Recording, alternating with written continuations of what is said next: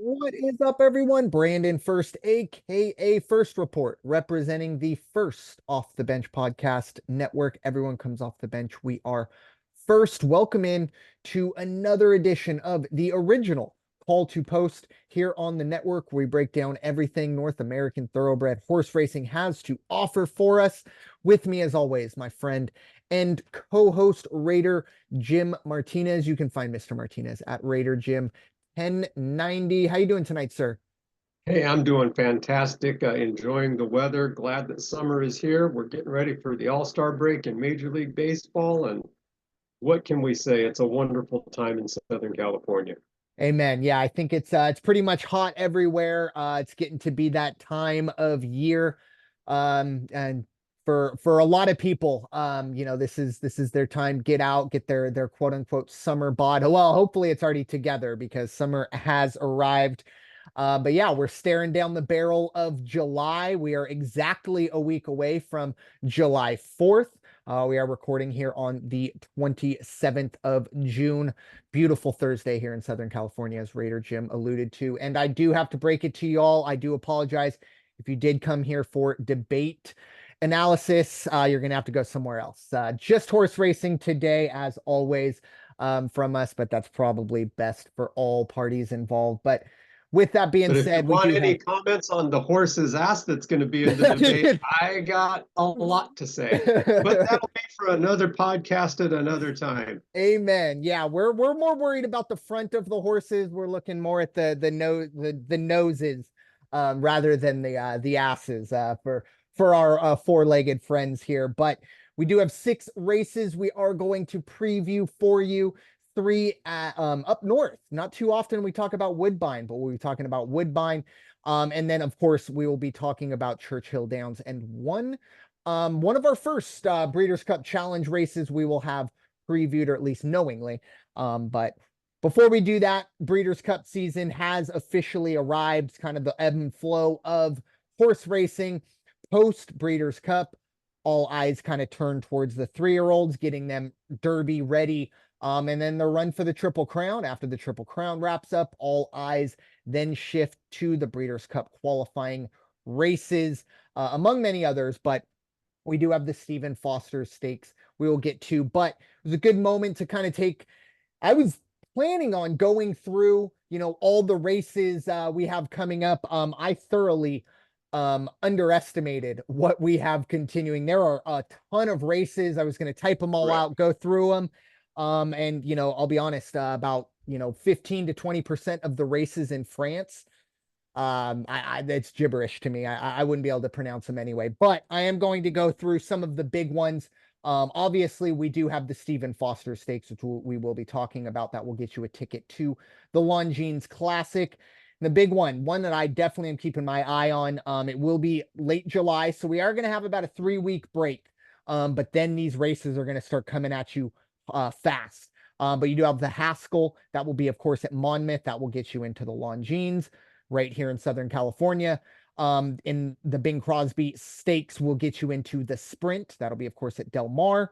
And then the Whitney, another one of these Longines Classic races I'm going to keep my eye on. That will be at Saratoga. That will be a very interesting one. The Clement L. Hurst Stakes, that will get you into the Distaff. For me, the Distaff almost always seems to be the more intriguing race out of all. The 4-Star Dave will get you into the FanDuel Mile. That will be at Saratoga. Beverly D Stakes will get you into the Maker's Mark Filly and Mare Turf. That will be ran at Colonial Downs. And then we do have some international races that I'm just going to kind of gloss over just because we won't be talking about them. But going all the way to August 24th, Saratoga will be having the Sword Dancer. That will get you into the Longines Turf. The Ballerina gets you into the Filly and Mare Sprint. That will be at Saratoga. Pat O'Brien Stakes, same weekend in August. Big Ass Fans Mile Dirt Mile, I should say. That will be at Del Mar. Flower Bowl, Saratoga gets you into that Filly and Mare Turf. And then we do have the final 2 ones I'll be talking about. The Green Flash Handicap and the Pacific Classic, of course, both at Del Mar. Green Flash Handicap gets you into the Turf Sprint. And of course, the Pacific Classic gets you into the Longines Classic. Obviously, still besides the Stephen Foster Stakes, still far away from some of these races, so we don't have actual insight for you. We will get to that as they get closer. But Raider Jim, what are your thoughts? Any of these races you're keeping your eye on as of course, it's going to sneak up on us. We always say it, but we get closer to November and Del Mar's Breeders' Cup. Yeah, and of course, we're only 3 weeks and 3 days away from opening day at the crown jewel of the West Coast racing. That is our own hometown track, the Del Mar Thoroughbred Club. Santa Anita just wrapped up a couple weeks back. Quick note on Santa Anita, congratulations to Juan Hernandez. He was the leading jockey. Antonio Freju was the second. Kyle Frey was the third. Juan Hernandez was 20% of his mounts were in the winner's circle. 55 of his mounts were in the money, and he got just over $2 million in first winnings. Trainers, it was Phil D'Amato, Doug O'Neill, Mark Glatt, real familiar names. D'Amato got $1.39 million. Just a great season up there at Santa Anita. They're going to take their breaks, get everything packed up, and come down the freeway, come down the 5, and they'll be here. They are probably going to be here by the time the fair ends next week. Yeah. Now, one thing that's different about Del Mar this year is they are starting on a Saturday. Yeah. And I think that's to do more of this, get the draw in, let's get some more hype in there. Good and bad, if you're the old school guy who always just knew that it was going to be starting on a Wednesday or a Thursday, that's great. If you want to go, go. Now they're going to turn it into this big ticket item, and they're just going to saturate the course on a Saturday. Good for Del Mar, good for the economy. But where am I leading to? Del Mar does feature 6 Breeders' Cup Challenge Series races throughout their season, including the one that you mentioned, which is on closing Sunday, and that's that Grade 1 $1 million FanDuel Racing Pacific Classic. It's going to be a good time at Del Mar this year. You get a real good taste of the Breeders' Cup, and then they're going to have volunteers and staff that'll just stay behind once the season ends and start changing out the colors and getting it ready for the 1st and 2nd of November. Amen. And another part of it too, I kind of have to continue to kind of pinch myself, is it's here the next 2 years. That's been decided. Yeah. So it's going to be a really two really opportunistic years for Del Mar. Starting on a Saturday, I did notice that. Now obviously the racing schedule has shrunk. I mean, I remember I used to go a lot on Wednesdays. It was the free and easy Wednesday. It was essentially kind of a ghost town. You didn't have a whole lot of kids. Got a free hot dog. Yeah, a free hot dog, half price beers. Hey, I'm here. You get in for free. I know it's only $6 to get in, but hey, if you want, they'll give you a seat up top. Fantastic. But now I believe they only run Thursday through Sunday. I do believe Labor Day, or there is a Monday holiday that they will run. That might even be closing day. I'm not sure, but anyway, they will close the Sunday after Labor Day. Okay, but they do run on Labor Day, correct? Yeah. Okay, so correct. They do have one Monday, but yeah, it's a 4-day week essentially. And it is what it is. Like I said, I can't imagine, as much as I love free and easy Wednesday, it's, I'm sure it's not incredibly economical for them to, have all those. You might have more staff there than actual people. Not ideal overall. But you mentioned 6 Breeders' Cup qualifiers, and that's going to be interesting, because I don't know if it's a quote unquote home field advantage, but a lot of times we do see in the Breeders' Cup, they're at Churchill, they're at Saratoga, back east, and you don't see a ton of West Coast horses make that trip. I do wonder if, maybe now if we do see a Pacific Classic, and obviously I go back a few years where it was Flightline just buzzing through everywhere, winning the Classic by, almost double-digit lengths, and then obviously the Breeders' Cup Classic.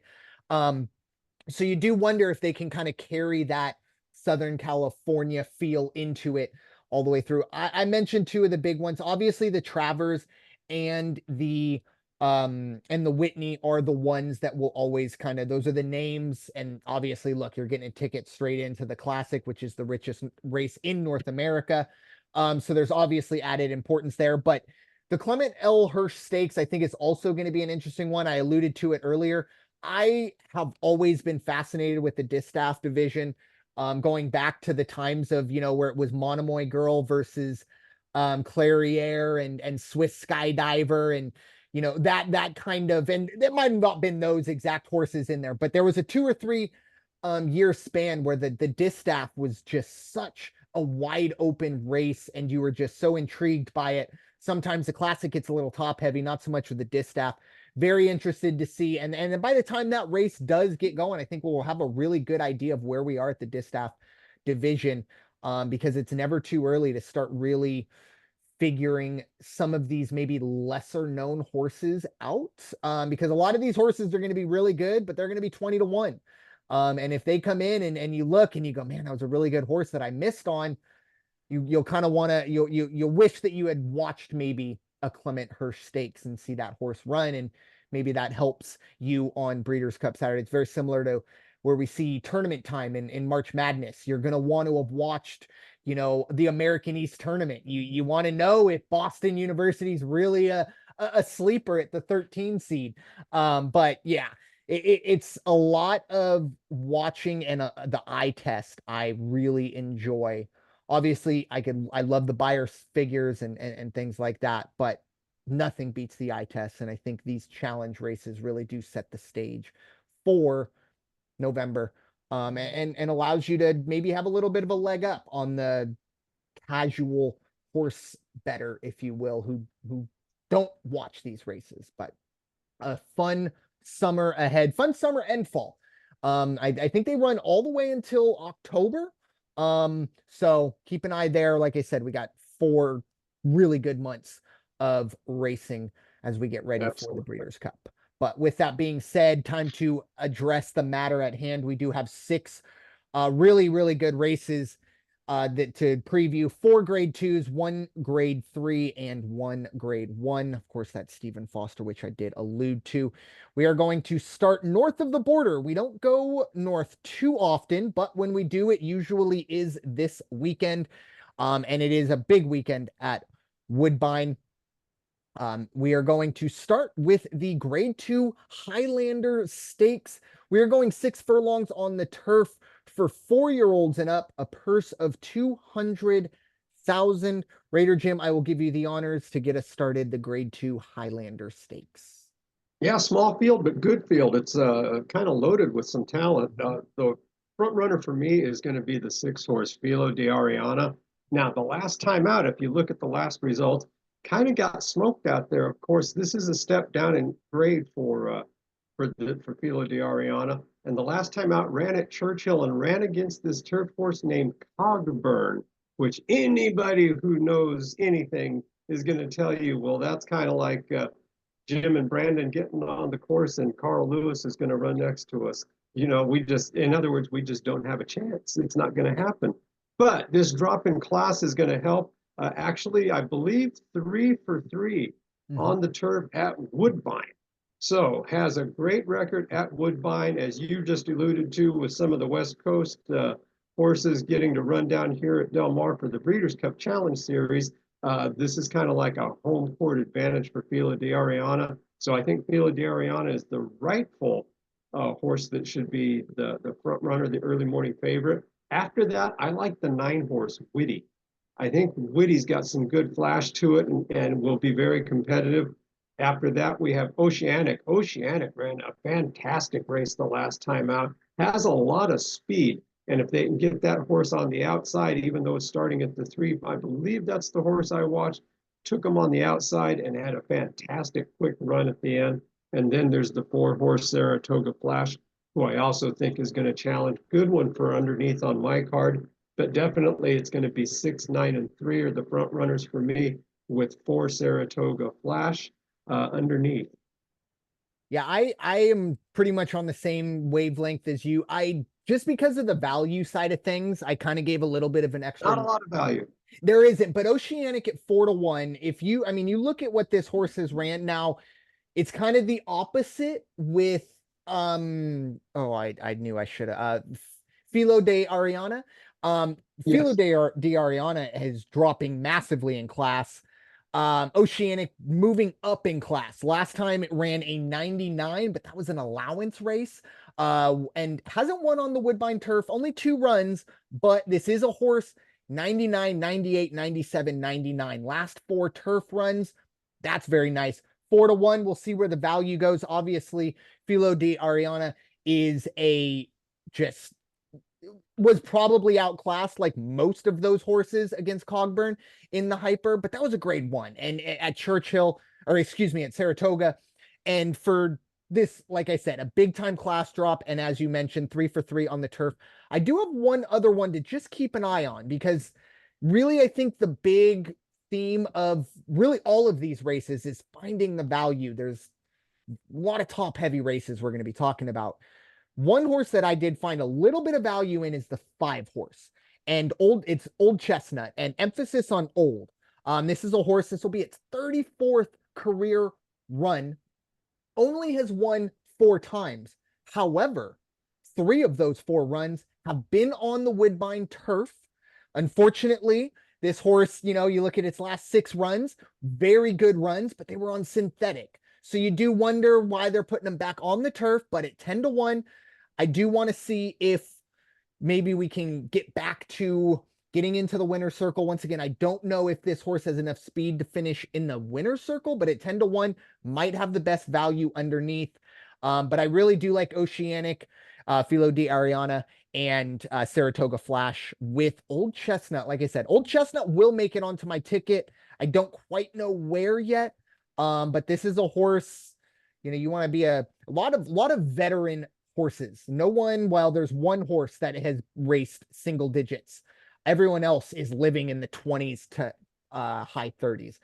But this 6 furlong turf race, also too, Woodbine has a bit of a kind of a kooky track setup. It's a big, wide, lanky track. So the 6 furlongs, it looks a lot longer than 6 furlongs here on the program. But definitely also something to keep an eye on when you do think about some of these horses. Like we said, 3 for 3 for Filo, and 3 out of the 4 wins for Old Chestnut coming on this track. So a little bit of familiarity there.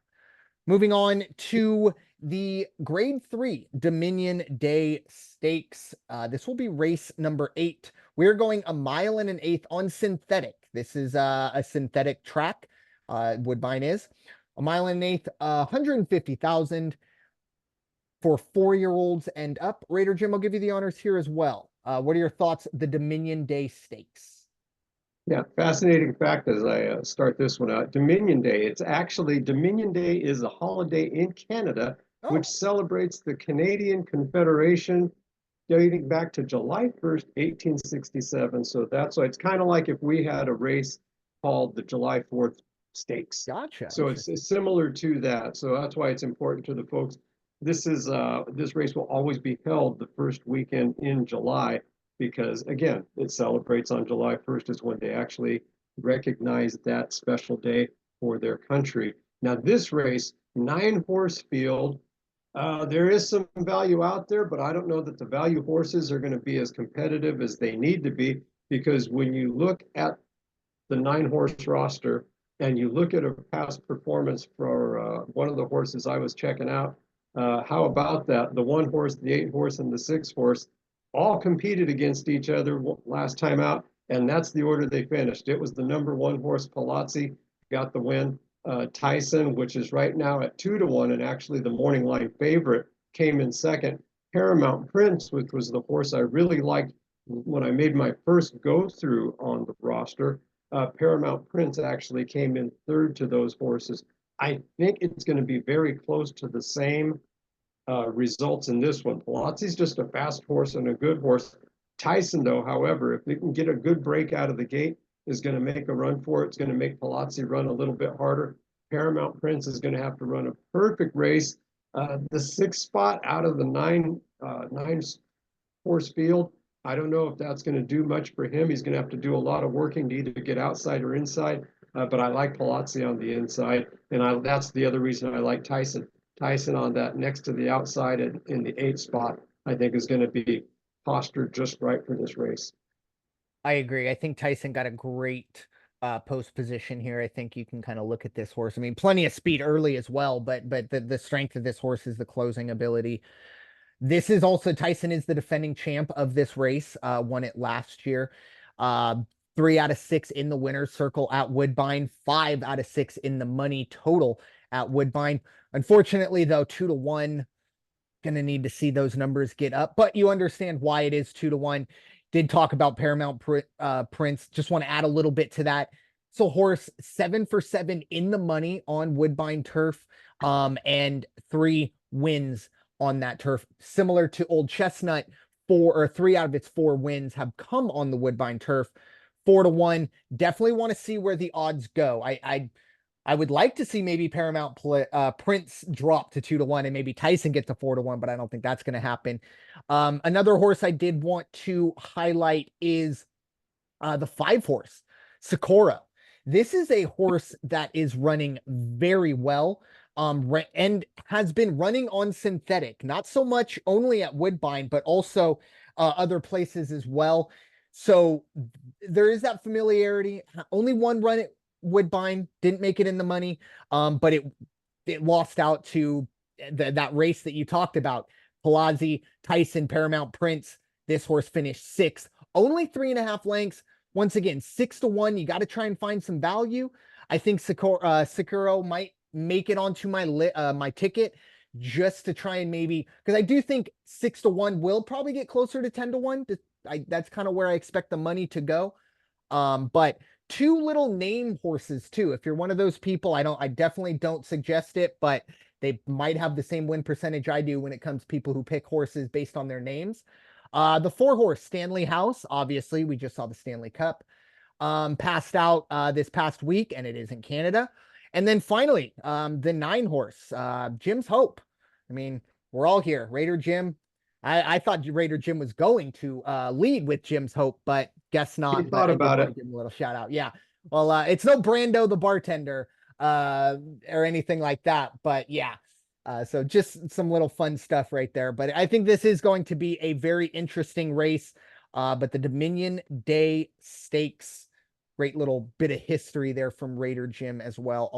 Always gives us a little nugget on these races as well. Moving on to the main event of the Woodbine Saturday, and it is the Grade 2 Nassau Stakes. We are going a mile on the turf. This is for 4-year-old and up fillies and mares. Another little interesting note I do want to bring out: we are going a mile on the turf, but we are only making 1 turn. Once again, alluding to the fact, I mean, they don't make 2 turns on the turf at Woodbine, and if you saw the layout, you would understand why. So only 1 turn. If that's something you like to think about, just wanted to bring that up. I'll get this one started. First horse that jumps out to me, I mean, it's, I believe, the morning line favorite, definitely the biggest name value. It is the 7 horse out of Ireland. It's Fev Rover. As I said, massive name recognition. This is a horse that runs almost exclusively in grade 1s, is a massive class drop for Fev Rover. Runs very, very well on the turf, lives in the 90s. 3 for 6 in the winner's circle on the Woodbine turf, 5 for 6 in the money in its career, has made over 1.2 million. Plenty to keep an eye on there. Unfortunately, at 5 to 2 morning line, I don't know where the value comes there. Full Count Felicia, another one. 3 to 1, kind of looking for chalk here, unfortunately, but the speed numbers jump out. I am going to throw out that last run at Tampa. Didn't run terribly well, dropped down to an 84 in a grade 3, but was running in the, very high 80s or mid 90s before that on the turf. So we shall see. Who knows? And we also are dialing back. That 84 run was at 1.16 miles. This one only a mile. So maybe that is something to keep an eye on. And finally, the other horse kind of underneath. This is a bit of a long shot pick. It is the 10 horse, Fast as Flight. It's a 10-horse field. So you're going to have that essentially last post position. Ran very well as a 21 to 1 shot last time out, in the grade 3 Modesty at Churchill Downs. I'd like to see this get closer to 10 to 12 to 1 before it makes my ticket. But once again, I'm value hunting here. And that was the horse that I think can get the most value from, assuming we get higher than 6 to 1, but I do think that will happen.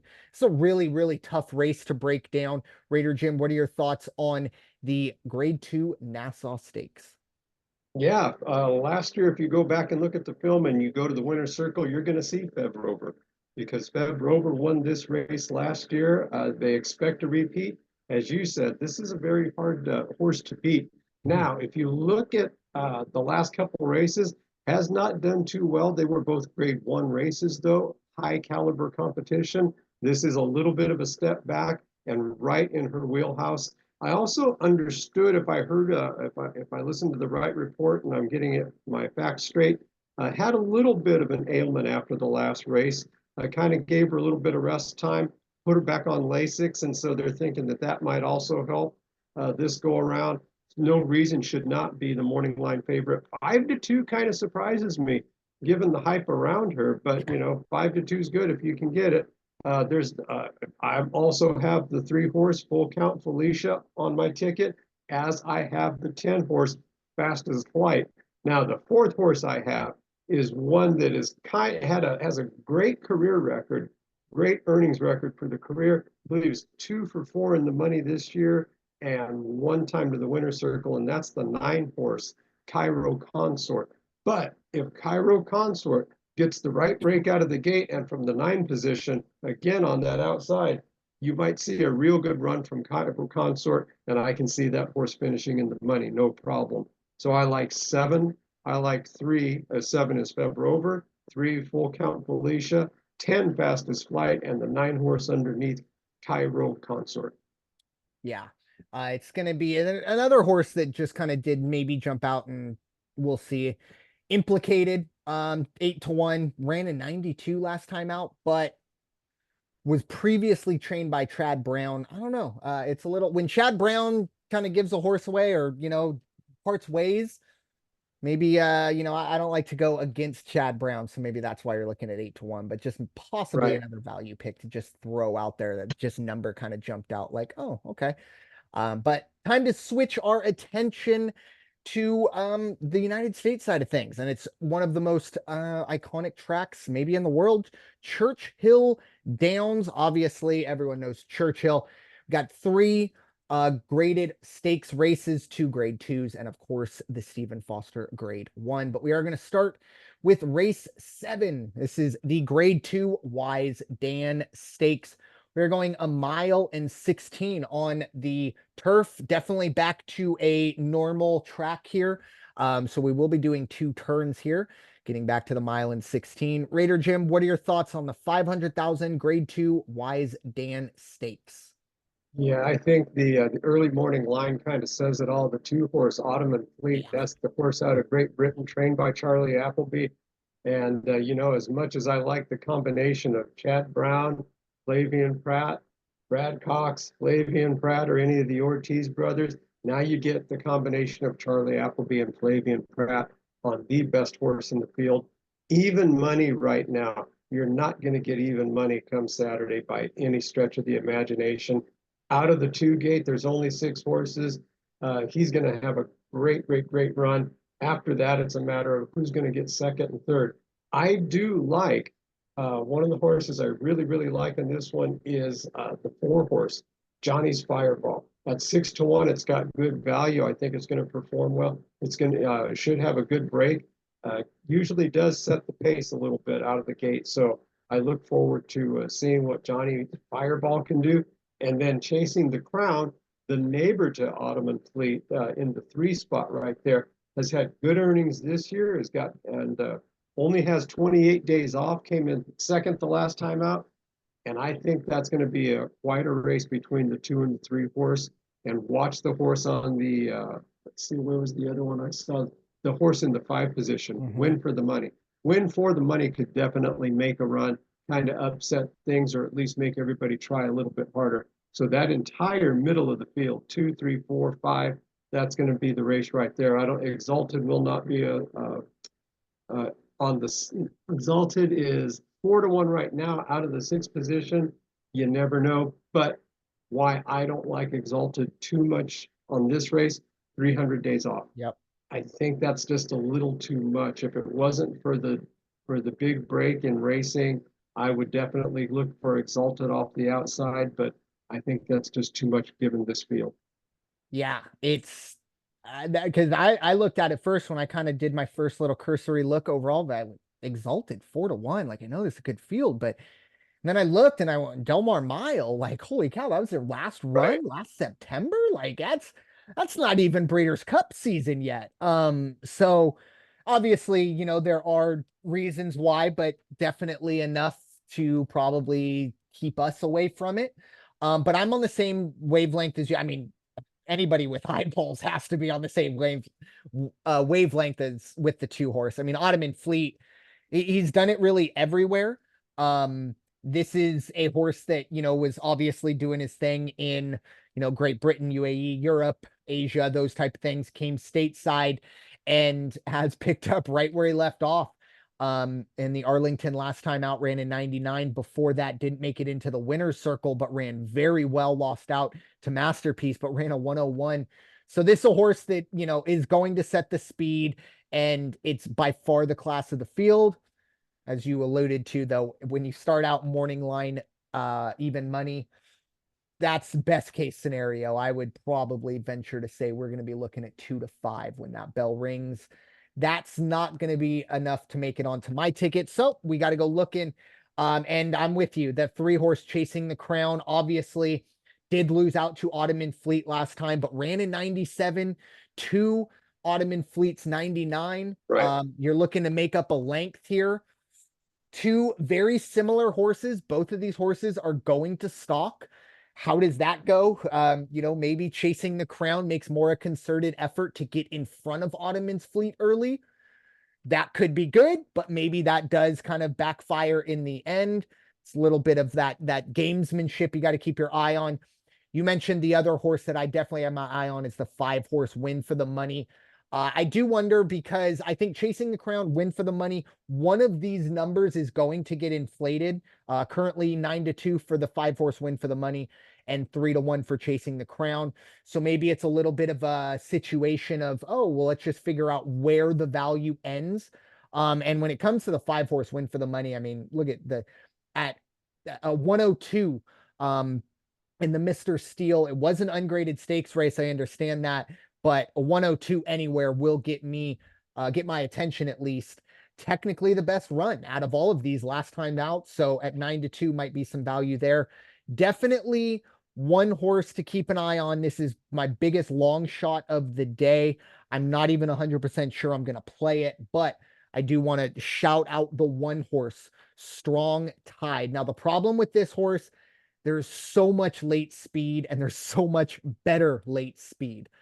It's kind of what Strong Tide, wants to do is run everyone down. Well, unfortunately, I think we're going to have plenty of other horses that want to do the same thing, and those horses are better. However, 20-1, this will be this horse's 43rd run. 7th run at Churchill on that turf. Last time out in the Louisville at 40-1, ran second, ran a 91. Now, stop looking at the numbers after that, but still, even if you look at the past turf numbers, 83, 82, 88, once again, that's not even going to get close to getting into the winner's circle, but at 20-1, and I expect this number to get even higher. Who knows? Like I said, you can look for some value everywhere, and I don't know if Strong Tide's even going to make it in the money. But if that number gets to 25, 30, 40-1, it might be worth a few bucks to just see what happens with Strong Tide. But once again, it doesn't line up terribly well. And the post position does not line up terribly well for a closer either. But we shall see going forward. But moving on to the grade 2 Fleur de Lis stakes, going a mile and an eighth on the turf. This is for 4-year-old and up fillies and mares. 500,000 is the purse here. I'll get this one started. The first horse that definitely jumps out to me is the favorite Cilia. 6-5 morning line. That's probably going to get below even money when it's all said and done. 6 career runs, all finished in the money. 4 finished in the winner's circle. All three of its runs at Churchill, I should say, ended in the winner's circle. I did, make a note here. Value won't be here, but one of the best older fillies in the country. And when I say older fillies, I mean older than 3 years old. Definitely not an older filly at only 4 years old, but still, Cilia is a horse to keep an eye on. Unfortunately, I don't think the value will be there. The other horse that Cilia beat out, it's turning into a little bit of a rivalry, is Zygeria. Might be messing that up, but we'll need to essentially overcome 4 lengths. That's what happened in the Shawnee when Cilia did defeat this horse by those 4 lengths. And, wet paint was also in that race as well, just to kind of give you an idea of where we are on the fillies side of things, that level. And then the third horse I have is the 2-horse Shotgun Hottie, coming off a 94, or excuse me, a 99 in an ungraded stakes race at Pimlico. And then to come out in 4-1, I like that value. Once again, this is such a tough race. I mean, you could even look at Taxed at 5-1, Free Like a Girl at 6-1, a Colt at 6-1. Nobody is higher than 6-1 in this race. Raider Jim, what are your thoughts? The Grade 2 Fleur de Lis. Yeah, I like this race a lot, and I Mm-hmm. like the field a lot. I like that there's not big gaps in the betting. The value's all pretty much in the same spot except for Scylla. My only knock against Scylla is one, might be too soon after the last race. Only Yeah. 28 days of rest. It's for me, it's always that thing. It's that not even a fine line. I didn't pick Exalted because it was 300 days off. Scylla, I'm kind of curious because 28 days off, because Zilla had to really work to win that race, that last race. The horses I do like that I think are going to upset everything and have a good chance are number 2, Shotgun Hottie. This horse is quick at 4-1. I like the value. I like the time that it can run. I like the 1 horse Free Like a Girl. I like that it got the draw for the post position. Has a great winning percentage and great earnings over his career. Only has, also has 57 days off, not too little, not too much. Came in second the last time out. And even the horse that you talked about, Zygera, the 6 horse, I like on the outside, and at 4.5-1 right now, I definitely will take a look at that. So I've got Free Like a Girl, the 1 horse, the 2 horse Shotgun Hottie, 4 Cilia for sure, and then the 6 horse Zygera.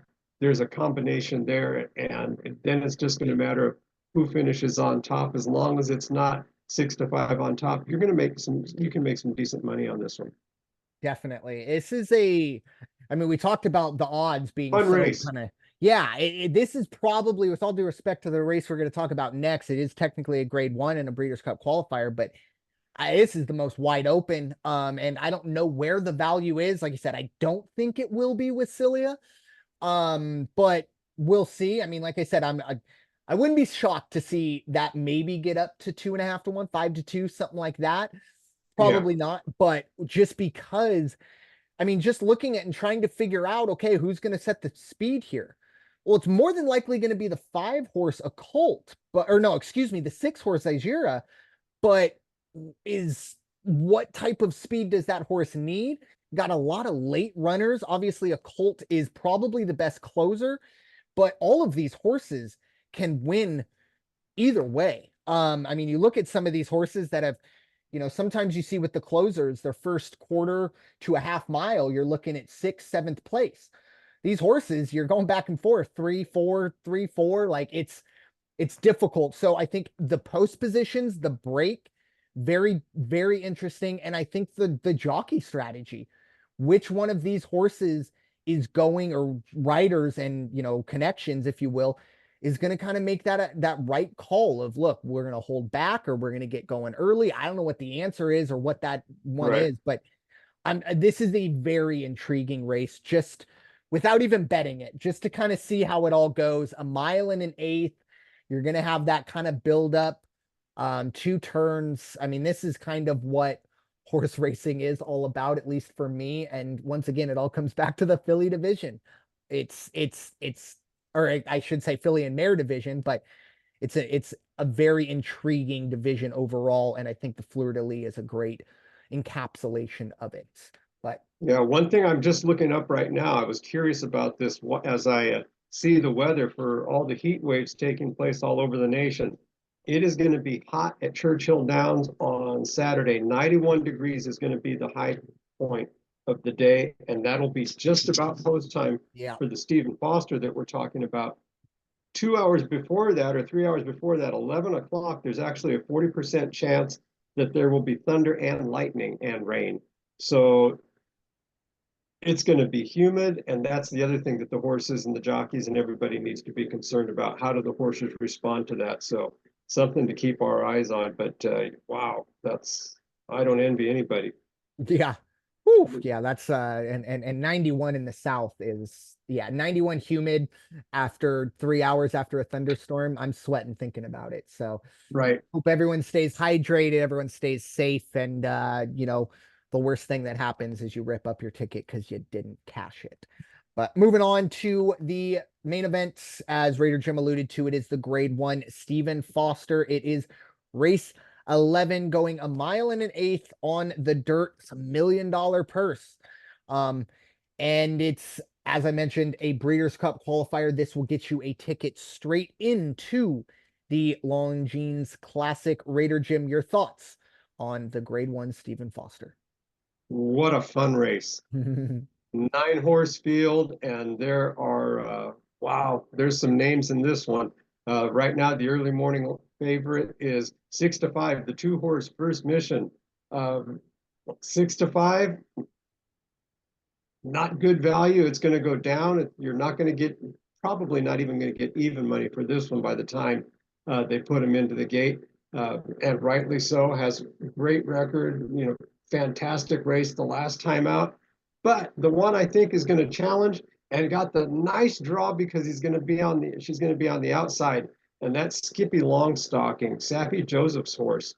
Now, both of those horses, the 9 and the 2, First Mission and Skippy Longstocking, have very good tactical speed. So they are capable of maneuvering and not really losing a step or losing a stride. That's going to be very key. It's going to be interesting to see how Sappy Joseph, what his discussion is going to be with Jose Ortiz, and how they ride Skippy Longstocking to really get push First Mission and possibly even get the win, get into the winner's circle at 5-2. Not bad right now. You got, again, Jose Ortiz, Sappy Joseph's the trainer, and First Mission, it's Florent Giroux, Brad Cox. Not a bad combination. And then I got to give a look to the 4-horse Disarm, Joel Rosario and Steve Asmussen. I mean, this is an all-star lineup for trainers and jockeys, and not a surprise it's Churchill Downs. But Disarm at 6-1. He had a great race the last time out, ended up in the winner's circle, definitely is going to challenge the field here. And then I like the 7-horse, King's Barn at 6-1. Great value right now. Got second the last time out, but watch King's Barn. Luis Saez, Todd Pletcher's horse, and that's my 4. There they are. Skippy Longstocking, First Mission, Disarm, and 7 King's Barn. I think those are going to be the horses that should probably be making a race of it come down the home stretch. But I can look on that on the roster, and there might be a couple of those 10-1s that might even, Pyrenees on the outside, on the inside at the rail. I like Pyrenees, but I don't think Pyrenees is going to be able to bring the speed in the game it needs to beat this field. Yeah, I mean, so much early speed in this race. I mean, Skippy Longstocking might be one of the pace setters at the mile plus division, if you will. First Mission, I expect First Mission and Skippy Longstocking to, head into the turn, that first turn, maybe with a length or more. Maybe someone, wants to try and grab a hold, but I expect those two to start running. I think it's going to essentially be a match race between those two. Personally, I think First Mission might be the best horse we talked about all day today. This is a fantastic horse, a horse that if this horse wins, you need to keep an eye on this horse going into the Longines Classic. I mean, this horse was 3-1 at the Pegasus earlier this year. Don't look at that race, didn't run terribly well, but my point is there is a lot of thought behind this horse if you're going off at 3-1 in the Pegasus. And it's really ran very well since then with back-to-back triple-digit runs. Obviously, you mentioned last time out in the Ali Sheba. One of the horses that First Mission beat in the Ali Sheba by a lot is a horse that I might be my biggest value of the day. It's the 8 horse, Steel Sunshine.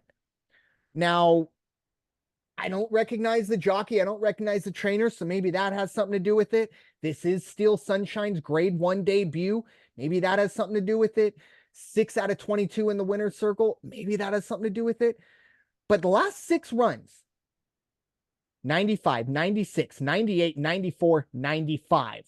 The last 5 of those were in grade 3s or grade 2s. Now, once again, did lose out by 7 lengths to First Mission. Am I saying Steel Sunshine's going to get into the winner's circle? No. 20-1 probably gets even higher.